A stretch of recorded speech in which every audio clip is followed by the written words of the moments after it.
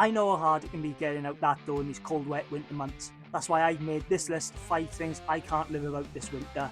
Make sure you stick to the end to find out my favourite item on the list. Let's get straight to the video. Avoid getting yourself some trench foot this winter and get yourself one of these bad boys. This is a waterproof sock. If you're like me and you're from the UK, you know it rains a lot, and a waterproof sock could make a massive difference this winter. Of course, there's a few other ways you can deal with the issue of wet feet. Number 1, the simple way is just to go out and get wet. It can be brutal on those long runs or even the shorter ones, but at least you won't be able to feel your feet there, am I right? The second option you got is Gore-Tex shoes. They're expensive, you add more shoes to the collection, and you end up with shoes that get filled with water and you're sloshing about in them and they're horrible to dry. And then you've got your third option, the waterproof sock.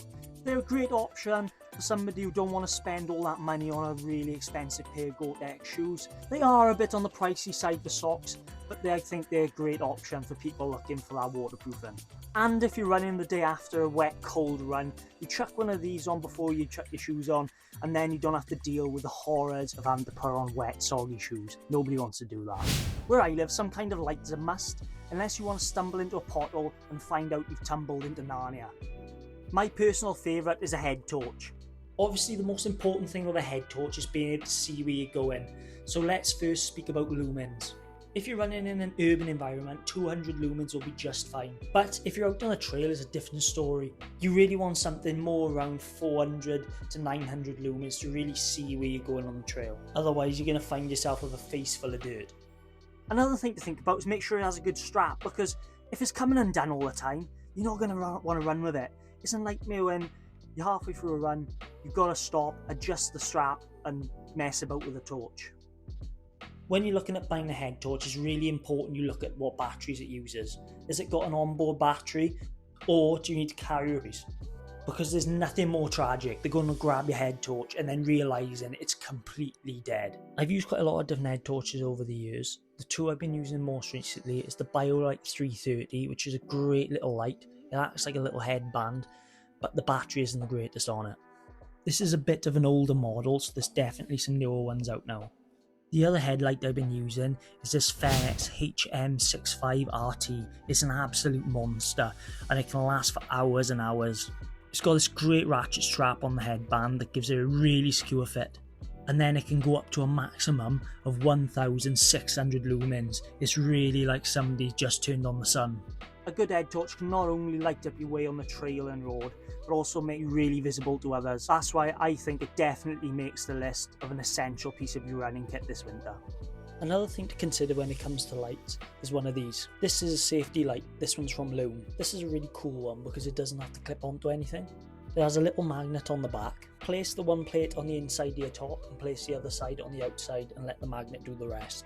The magnet's super strong, so it won't come off while you're running, but the only downside is that it doesn't have rechargeable batteries, so when this battery runs out I need to take it out and replace it. It's a really cool little bonus item and it can really keep you safe. I feel the need to put jackets on this list because I know a lot of people absolutely love to run in them, but to be totally honest with you, I'm not a massive fan. It makes me feel like I'm running in a big plastic bin bag. It's irritating and I find things get in the way, it's bouncy.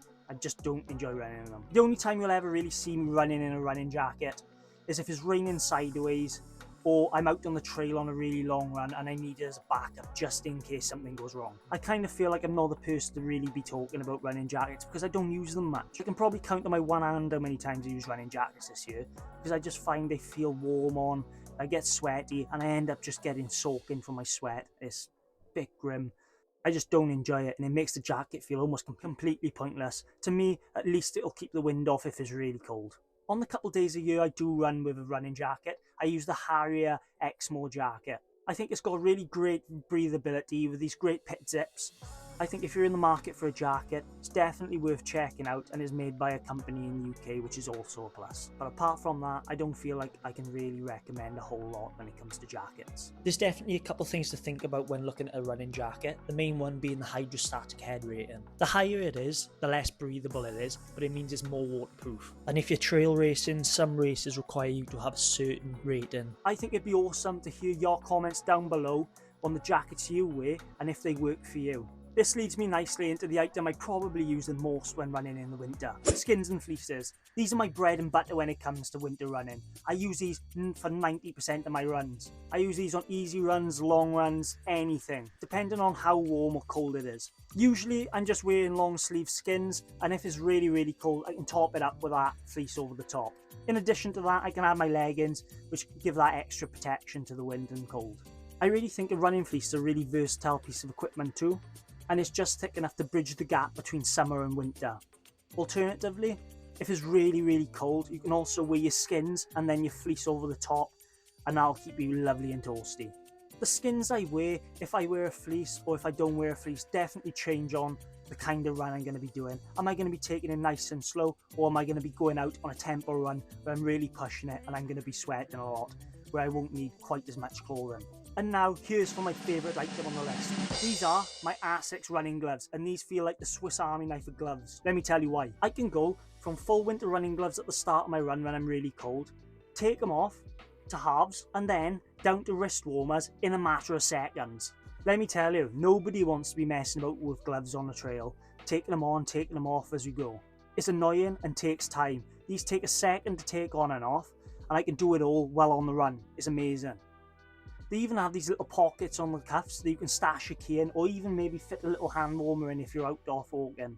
I also don't really think they need to be windproof. I've been at Pen y Fan in some of the coldest weather in these, where it's absolutely blowing the gale and I can't really feel a thing. And that's not because my hands are cold. As somebody who really struggles with the cold on their hands, these have made a massive difference to my enjoyment out running. And it really shows that it's sometimes the simple things that make a massive difference. Subscribe if you want to see more videos like this, and leave a comment down below of what essentials you think should make the list. I really hope this helps you hit the ground running this winter, and it gave you some ideas on how to make your winter runs more enjoyable.